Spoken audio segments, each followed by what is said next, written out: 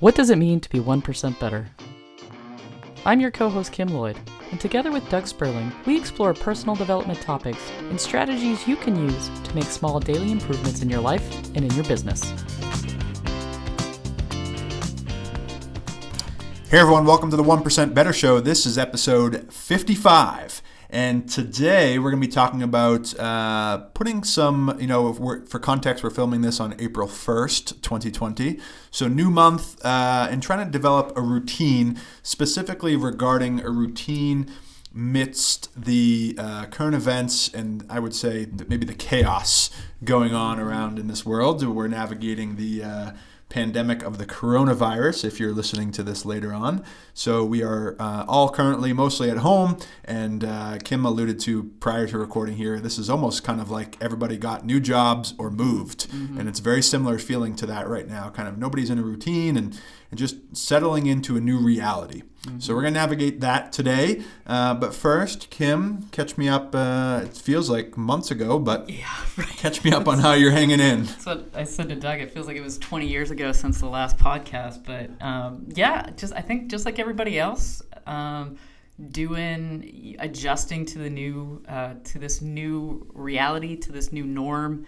And of course, we know now that it's going to last, at least the situation as it is going to last through to the end of April. And so, I think, again, I continue to come back and say I feel, very fortunate to be in the position that we're in. And, for all of the struggle out there, there's certainly a lot of good things to be highlighted. But yeah, and in terms of, this particular episode, a lot of the conversations that we're having with clients at this point is your lives got blown up, and how do you kind of develop a new normal that includes things that are important to you. But anyway, hanging in there. I've yet to watch Tiger King, which is apparently a pandemic thing, and I am so ashamed because Doug watched it before I did. So, Doug, how are you? I'm okay. The reason I watched Tiger King is because I was Josh here kept asking me if I'd watched it yet, and it's only 8 episodes, so I figured what the heck. But no, I was home alone. Well, I was home with our 2 kids, so they both go to bed around 7:30, 8 o'clock. So I had to kill some time between 8 and usually bedtime, 9:30, 10 o'clock. And pretty burnt out from working by the end of that right now, by that time of day. So yeah, 8 days. I think it's 8 episodes. So it took me about 4 days, 2 episodes a night on average. It was okay. This is not that we're not reviewing the Tiger King on this episode, but Kim alluded to, I think I went into it thinking there was going to be this, like anything, people hype it up, and so you go in with such a high expectation. And I mean, it was good. I would still recommend watching it. It's a cool documentary. But yeah, no, we're good. Megan, unrelated to current events, unrelated to the coronavirus, Megan was navigating some health things, and all is good now, but ended up in the hospital for a few nights. So I was playing solo dad with a 2-year-old and a 4-month-old. So that was fun. Man. And obviously no help from family or anything like that. Not in a negative way, but they didn't want to. You're supposed to stay within your household. So yeah, it's been fun. But no, I think just like the clients here, just like really, I think anybody right now, this is now the new reality. So it was okay, for context, for most of March of this year, it was just really kind of every day was different as far as, what we can do, what we can't do, what they're asking us to do, it was just almost hour by hour. There's still a little bit of that, but there's definitely at least here in the state of Maine, we know that we're going to be kind of following this routine or following these guidelines through the month of April. So we can at least try to build out a new routine for April. And I think that's probably the best thing. If we could do one thing for ourselves right now, that this is probably the best thing, is a routine for you and your family now that, okay, this isn't just this 1 or 2 week thing like some of us might have thought it was going to be, hey, 1 or 2 weeks and then it'll blow over, and we can kind of just put out fires constantly and hop around to different things.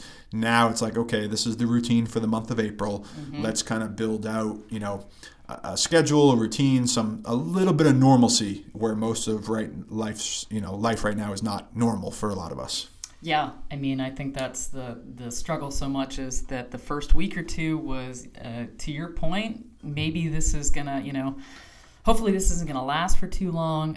But then over the course of these last couple weeks, just coming to the understanding that we're kind of in this for the long haul. And so in order to one of the best ways to help with your anxiety, I know there's a lot of anxiety going on right now just because there's so many unknowns with this. And one of the best ways to help settle that anxiety is to actually ritualize it, is one of the things that I remember from my mentor in college, who I've referred to a number of times. But anytime you were starting something new, his advice was to ritualize it. And if you think about the one that I'm reminded of is every semester at the beginning of class, you'd go into a new class and then you would sit in whatever seat. And I don't know how it was for you, Doug, but then the next time you went back into that class, you sat at the exact same seat. And within a week or 2 weeks, the new semester would become routine. And so there were places where I thought that was really helpful, for me to, even as something as small as knowing where I was going to be sitting in the classroom, which for the record was always in the back. But those kind of things, those kind of rituals are really important. And for most of us right now, the rituals got blown up. We had a routine that we were doing, even if it wasn't exactly the same. Most of us had a general idea of when our workouts would be, and it was based around our work schedule or daycare schedule or school.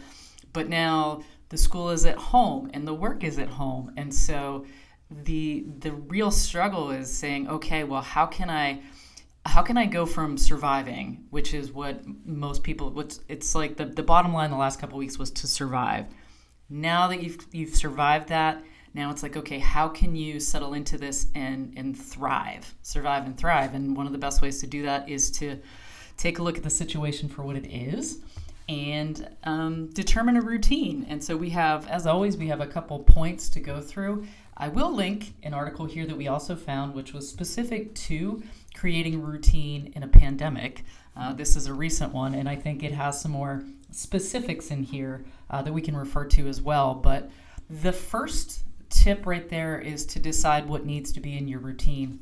And I don't know about you, Doug, but some of the conversations I'm having with people is that health and fitness is one of the things that was sacrificed for so many folks in the first few weeks, that they're coming back and they're saying, okay, I know that I need to find a way to get my sweat on or go for a hike or a walk. I need to be able to do that. And so at this point, it's taking a step back, and with the understanding of homeschooling and working and managing and taking care of your family, what is it that needs to be in your routine? Yeah, I think I saw a lot of parents, really all parents are probably, if they have kids, they're homeschooling right now. And I saw a mom post a picture of, they have a whiteboard that they put up in their kitchen. Mm-hmm. And it's like, from 7 to 8 is breakfast, from 8 to 9 is, art, from 9 to 10 is reading, from 10 to 11 is PE, outside play, from whatever. And I think knowing that that's probably overarching, I would say being a very routine person, overarching, I would say my best unsolicited advice would be have a structured routine, but be fluid with it. So go in with a structure with also the expectation that it's going to most likely get messed with or change, or 9 to 10 might be what it says that you're going to be doing a routine, a reading with your kids, but potentially that might get thrown out the window by 8:30 and you have to move that to 11 o'clock. Mm-hmm. But overarching, I think it's good to start with, for you personally, because we're talking personal development here, we're talking kind of self-care. For you personally, what are maybe the top 2 to 3 things every day that need to be in your routine? Yeah. And starting with that, building that, and then kind of filling in the gaps around there. We just very quickly turned around, and again, for context, we're recording today on April 1st. We announced to the clients here at the gym a very simple but very effective April accountability challenge. And basically all it is you have 30 boxes, and the goal is for the month of April, all 30 days, check that box saying that you did 30 minutes of some type of movement. Mm-hmm. It could be a little yoga routine at home. It could be following one of our live workouts. It could be going for a hike. It could be anything. Mm-hmm. But really trying to say, really to anybody, but specifically to our clients, hey, taking some time for you, just 30 minutes, and doing something for you physically. So that might be one. I know for me, and I think Kim is a big fan of this as well, in the writing, right? So we want to save some time every morning to do journaling and writing and things like that. So I'd be curious, if you're looking for kind of a step one here, would be like, okay, let's take a step back here, at least for the month of April. Mm-hmm. What are the 2 to 3 things that are kind of cornerstone or foundation in your routine? Right. Yeah. And I have had a lot of people actually pull out their schedules. And this is, if you are fortunate enough, which of course, we are right now, to be working from home, probably have some sort of schedule there. And so what I have been having people do as it relates to at least for their physical health, is take a look at that schedule as it exists, because again, most of you, if you're working, then those are the hours that you're trying to work your important others around. And then the question is, okay, where do you see this fitting? So if you can sit in the moment, and so for a lot of our clients, they're sitting with our coaches right now and saying, okay, pull out your calendar and make the decision now about roughly when you want to work out. Like to Doug's point, you have to be fluid with that, but it's going to have to happen in the morning. If it's going to happen, great. Is that going to happen Wednesday, Friday, Sunday? Is that going to happen Thursday, Saturday, Monday? Like, you have to take a look now to see where it's going to fit. But if you can do that, at the beginning of the week, and Lord knows I'm not a planner, but if you can do that at the beginning of the week, you're making those decisions. Because what's happening for so many of us right now is that there's just so much going on, and we're so overwhelmed that it's really hard to make decisions in the moment.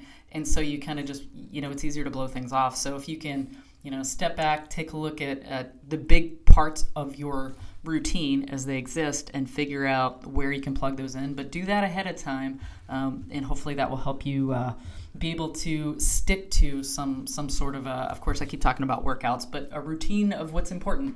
Yeah, I think now more than ever right now, there's always going to be fires that you need to put out, mm-hmm. right? So there's always a little small fire burning that you need to put out. Kids are screaming, work needs attention, whatever. And now more than ever, it's so important to, we're referencing an article here that's kind of step one is set small goals and decide what needs to be in your routine. And so even if it's your 1 to 2 things every day that happen, I was chatting with a friend / client, and she blocked off from 8 to 9. So she works kind of in the corporate America industry, and she's still working remotely from home and is largely still maintaining kind of a 9 to 5 schedule. And so she decided, she's got early morning responsibilities at her household, getting the family ready, but from 8 to 9 is going to be her time. And then she's going to clock in at work at 9 o'clock, and then she's committed to her work. And then, of course, maybe potentially a nighttime routine. But depending upon your schedule, depending upon your kind of life right now and what that looks like, and even outside of this pandemic, I think this is always helpful to be like, okay, from X time to X time is my time and my priority. So for her, it was 8 to 9. I know for me right now, it's turning into like a 6 to 7 a.m. Because we know that kids get up, our kids get up around 7 o'clock. For some people, it's a nighttime thing after the kids go to bed. Whatever it may be, it's first deciding what it is, whether it's exercise, whether it's just quiet time of reading your book or doing some journaling, or like I know a lot of people are getting back into some of their hobbies, like crafts and puzzles and kind of more the hobby side of things. Whatever that is, whatever makes you happy, whatever fills up that tank, putting it in the routine first, because we know, going back to the fire analogy, we know there's always going to be these fires to put out right now. Mm-hmm. And so it's just a matter of saying, hey, not right now, I'll go put that out after this time. And then, as we'll get into, laying out kind of a plan that is realistic enough to then say, I can tackle this. Yeah. And before we get to that, one additional thought that a client mentioned last week was that she was choosing an activity that she felt she was going to get the most bang for her buck. And by that, I mean she was when it was coming to exercising, she was like, you know what, the most important thing for me right now is to get outside and get a 30-minute walk, because that does more for me than anything else. And so I think if you can step back and have a sense of what it is that's going to keep you most grounded, because that's the whole point of a routine, is a routine can help you feel grounded, then those are the activities that you need to do. And then in terms of trying to figure out, okay, how often, right? Like, or how are you going to make this doable? One of the, again, I keep fitness is just top of mind because these are the conversations that we're having with clients right now, but what will make it as easy as possible? And so for many people who have been in a regular gym routine, they're used to probably 45 minutes to an hour of working out. And that might not be realistic in the beginning here when you're trying to set a new routine. So you might just set a timer for 10 minutes and do 10 minutes worth of exercises, 10 minutes worth of time on the treadmill, but make those commitments much smaller than you would normally. You have to sort of give yourself a period of grace here for the adjustment period that you've already had, and now for what it's going to take to get things moving again. But set those small, like that's the SMART goals, right? Small, measurable, attainable, realistic, yeah. Timely. Set those, yes. As a concrete example, I'll share. Reading, that many of you know that follow me, reading is always a staple of my morning. And for the last week or so, I hadn't picked up a book and read. I made sure I got my daily email and I was staying good with my writing. But reading just never, I was navigating the solo parent for about 5 days. And so, basically waking up when the kids wake up and getting up in the middle of the night with Ellie. And so just maximizing sleep. So by the time I get up, the kids were up and there was no opportunity to read. So I started yesterday. I just said, okay, I'm going to get up before they get up. And even if it's, what used to be 30 to 45 minutes of reading, right now is like 5 to 10 minutes, couple pages. But at least it's the routine, starting back that routine again of reading every single morning, even if it's a page or two. It's more about, for me at least, I'm very, and this is kind of an overarching of like, how are you fulfilled by all this stuff and what helps you stay consistent? For me personally, I would rather do something smaller every single day than as far as to help build the routine. For example, reading, I would rather say I'm going to do 10 minutes of reading every single day than say on Monday, Wednesday, Friday, I'm going to block off an hour to read. And I would say for a lot of us, that's probably true because the biggest thing that will help us is the frequency, the repetition of doing that. So Kim alluded to, working out. A lot of us probably don't have an hour right now to work out, but we all probably have 10 minutes to do some movement.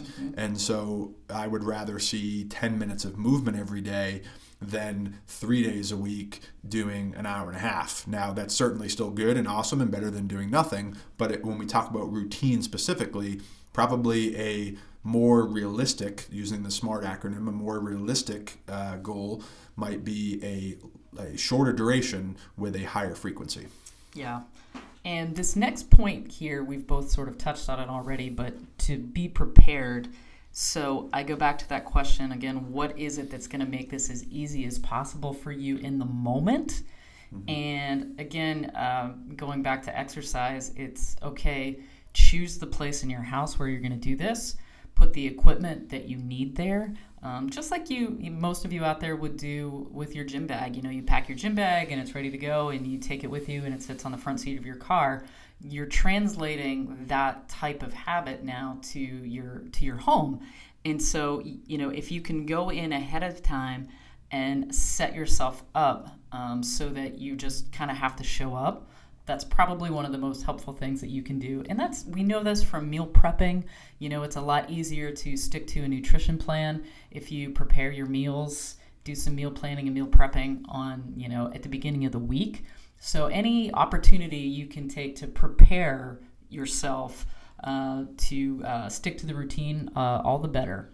Yeah, some of the strategies that we've shared in the past and that I personally use, that is helpful. Not only I love the example that Kim used as far as like we're seeing a lot of people, the people that are having the best, I don't say luck or success, but are making the most out of the situation are things like, as Kim alluded to, we've seen a lot of pictures of people making, even if they didn't have a workout space, making space in their living room or their basement or their kitchen or wherever it is, but now that is their designated workout space. We're seeing that with the homeschooling and the remote working and all that stuff for people that didn't have offices. I know I saw a client that turned their dining room into, instead of having one big table, they essentially made 3 small tables. So they have 2 kid desks and then kind of a parent desk to do all their schoolwork and homework. And so, but, as much as that's probably a pain and a disruption to set up, well, for the next month, that's kind of the quote classroom, right? So you're just trying to, and that helps you stay prepared because, okay, we're in the classroom or we're out of the classroom. And some of those environments, like I know parents can relate to this. You see with toddlers, you see the difference in routine as far as, the nights where we get a little bit lax and they're eating dinner while watching TV compared to, or maybe, I know for us, our house is pretty open concept. So that would be the difference between Caden eating in the living room while watching TV compared to prepping so that the TV's off ahead of time so it doesn't throw a temper tantrum when we do decide to turn it off and dinner's ready. Agreeing to shut the TV off beforehand, and then eating, as a family at the table. That's preparing, that's routine, and the more you can do that, the better. And then the last thing I would say with being prepared, this is luckily when we talk about routine, this is something that I had going into this, but it's certainly something you can learn, and we preach here a lot, which is kind of map out the night before what the next day is going to look like. Knowing right now that each day is probably going to be a little bit different. But I would say largely for most of us, from what I've seen, yes, every day is different, but most likely, like I know for me, I had kind of a plan today. I'll see what we get done and work on and make progress on today, and then kind of evaluate what that means tomorrow might look like. But my point is, you can go the night before and say, okay, here's what happened today. It didn't go as planned exactly, but here's how I would like to outline tomorrow. And again, it won't go 100% like that, but at least you can kind of create that map, that plan. Yeah, and so we've touched on a number of points about. It's funny, I can go in and edit those out, and I never manage to do it. I never bother. So, but we've touched a lot of the points about building a routine. But I want to, hop back over to the article that we were looking at that is specific to the situation we're in right now, which is building a routine during a pandemic. Because obviously the biggest difference here between taking on a new job or moving is that we had no choice in this matter, although sometimes you lose your job and don't have a choice. But, and it also happened, while it both happened very slowly and kind of very quickly all at the same time. I think for a lot of us, we weren't sure to what extent we were going to be affected. But so a couple of thoughts here from this article is, which we touched on a lot in the beginning, but creating a routine that's based around movement. And that's a large part of what we're trying to help clients do right now, which is what we already alluded to earlier, which is, it's not going to necessarily be the same kind of workout that it was in the past, but it's going to look a little bit different. But get up and move every day. That's the other challenge for a lot of us right now, myself included. We are still delivering virtual sessions, but I'm also sitting a hell lot more than I was, than I have in a long time. And so that's another place where for the first time in a long time, I have to make sure I schedule some movement in the days that I'm not actually delivering any sort of workouts. So build a routine around movement. Anything to add on that, Doug? No, I think finding the routine of movement, Kim, for example, Kim's movement might not be first thing in the morning. No. I'm pretty confident saying that. But if she knows, for example, if she's working from home and she knows she's going to be at her desk, maybe she schedules it, early afternoon to make sure she kind of says, okay, at 12 o'clock or 2 o'clock, whatever the time is, I'm going to pause. I know there's still plenty to do, but I'm going to pause and I'm going to go move for a little while. So, for some people, like I mentioned, the client that 8 o'clock in the morning, boom, that's their routine around movement. That's when they can get it in. For a lot of you that are going to be more stationary during the day, you might do it in the afternoon or evening. Now, obviously, when this is not today's episode, but when we talk about willpower, you do have to factor in, there is a benefit, I would say right now, of doing some of these things earlier than later, because there's a lot of decisions being made right now and a lot of willpower. We have done episodes on it in the past, but where you basically have a tank, and so you essentially, by the end of the day, you've kind of said, "Oh, screw it," essentially. And so just being cognizant of that. If your routine, if you're building your movement routine for 9 o'clock at night after the kids go to bed, and that's what works for you, great. Just probably be aware that your willpower and your ability to just say, I'll do it tomorrow, is probably a lot higher at that point. Yeah, it's interesting because if I could structure a typical day, I would probably work out somewhere between, I'd say, 5 and 8 o'clock at night. And that is so not happening right now. That is not, while that might have been ideal for previous situations, I have discovered, yes, that the earlier in the day, not too early, that I get the workout in, the better for me. But also, again, I try to commit to a day at this point. Like, I have a sense of when I want to get my workouts in, which is really helpful. Another suggestion here is to build a routine around cooking. And I can't even remotely comment to this because one of the points that I think is well taken is that it's a good distraction. And so much like the coping skills that we talked about previously, if you are trying to, if you're trying to distract yourself as a way of coping, then looking up a new recipe or things like that, it's going to be a good way to kind of immerse yourself in that particular activity. And once again, it's something some people find cooking really relaxing. I'm not one of those people, but in so much as that's the case, that cooking can also be a good time, I know, for people to gather around like the kitchen island and have conversation and maybe a glass of wine. And so just if that's the kind of thing that might work for you, then you might want to build a routine around cooking.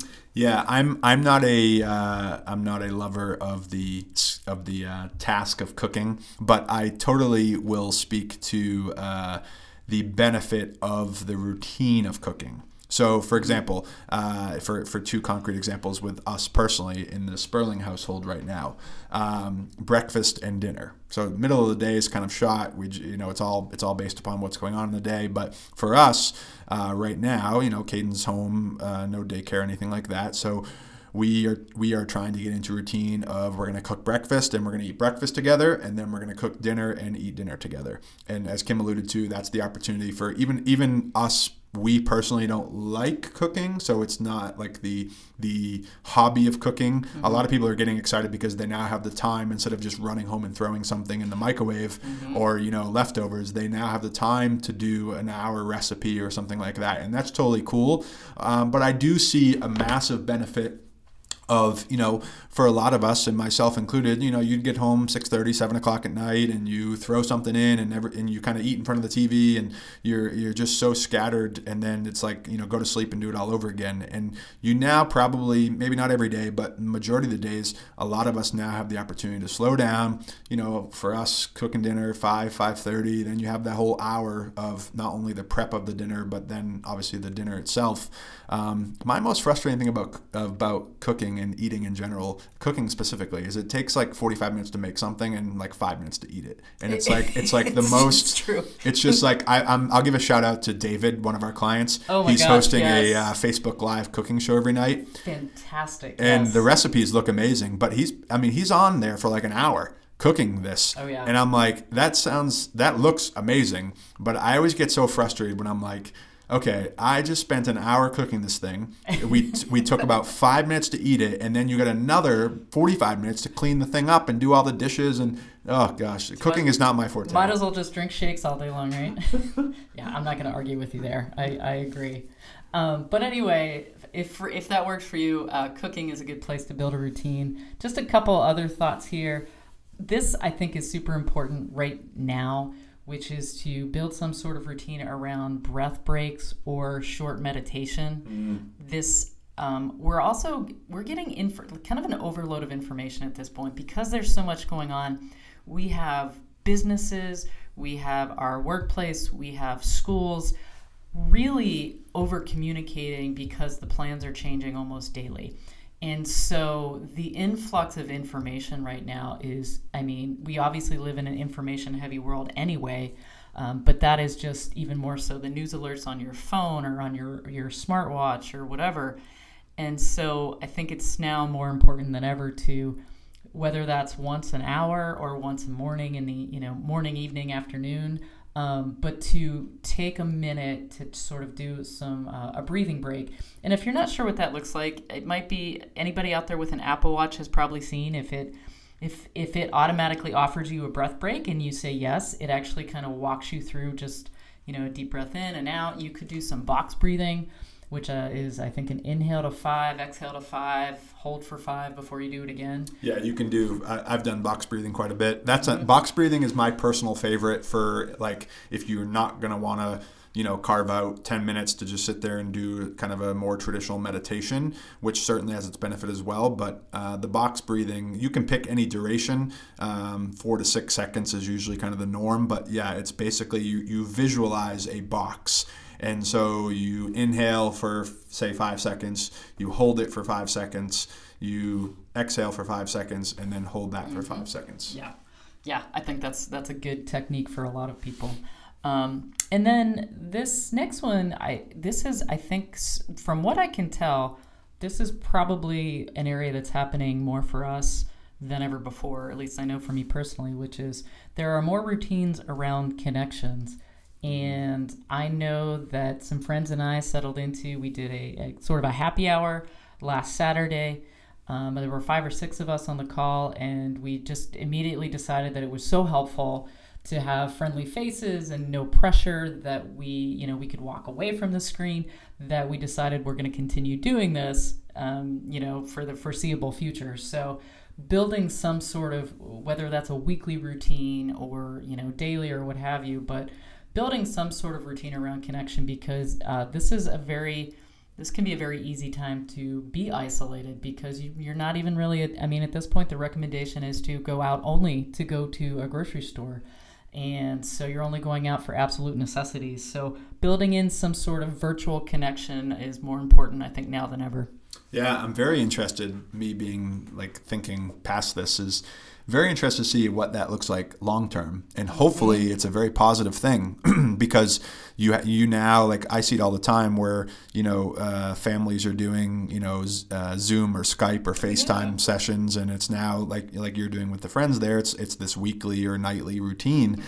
And what's going to be very interesting to watch is I think there'll be a lot of cool connections built and a lot of cool, talk about routine, a lot of cool, traditions maybe is another word where, okay, that now, if we can't get together, let's at least, one of the biggest things that's come out of this whole thing is technology is now the technology of connecting with people. Mm-hmm. We've all now been, for those that weren't familiar, this, none of this is new technology. Right. We were all just forced to know how to use it. So we're using a platform like Zoom.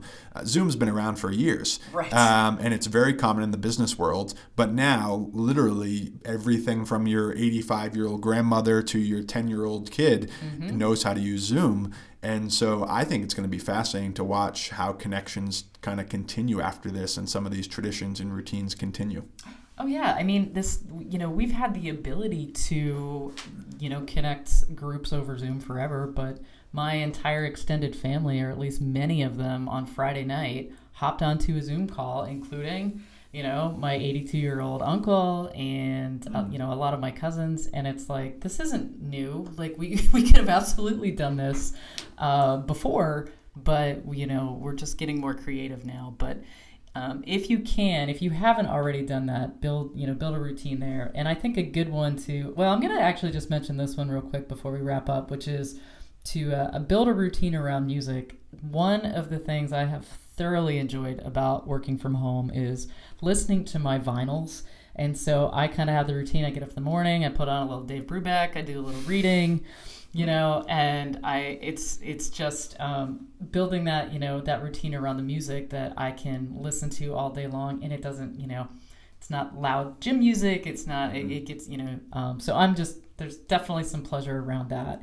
And then Sheila and I actually often will eat dinner to music at night instead of watching TV. So, and then this kind of almost goes hand in hand, but try to build a routine around some of the small joys that you have right now. And so what I just mentioned there, my small joys, my vinyl records, of course, my Basset Hound, hanging out with the Rooney Tunes. And Rooney Tunes, that's his name. Isn't that a great nickname? Our friends gave that to him, so we call him the Rooney Tunes. But yeah, that first cup of coffee in the morning. Maybe you had a brownie with it this morning because Sheila made brownies, and you're like, yeah, that sounds like a good pandemic breakfast. I wouldn't make that a routine, by the way, eating that, but the small joys. Yeah, I think that's a good ending note. I mean, there's so much negativity going on right now. You don't have a problem finding negativity, but you might need to look a little harder and really enjoy those small joys and make sure you maximize those, because they don't have to be anything big. I mean, your example of listening to vinyl or anything like that, they don't have to be anything big. That hot cup of coffee that you might now be able to sit and sit in peace and quiet for 15 minutes in comparison to the running around and kind of scattered and drinking out of a travel mug every morning is probably what for a lot of people something like that might be a small joy. Yeah, absolutely. So, well, these were just a couple of thoughts that we had. Again, if you are out there listening and you're one of those people that the last couple of weeks have just been you've just been in survival mode, then again, give yourself, allow yourself some grace. This has been a really trying time, and I firmly believe we all did what we needed to do to get through those couple weeks. But now as we're kind of settling in a little bit, some thoughts for building a routine. And so anything you want to put out there, Doug? No. Hopefully that was helpful. And obviously you might have some time now to listen to podcasts like this. So you can subscribe to the podcast on your favorite platform. You'll get a notification every time we publish the episode. We publish every Thursday for context. And hopefully you're enjoying it. Yep. Thanks, everybody. Thanks.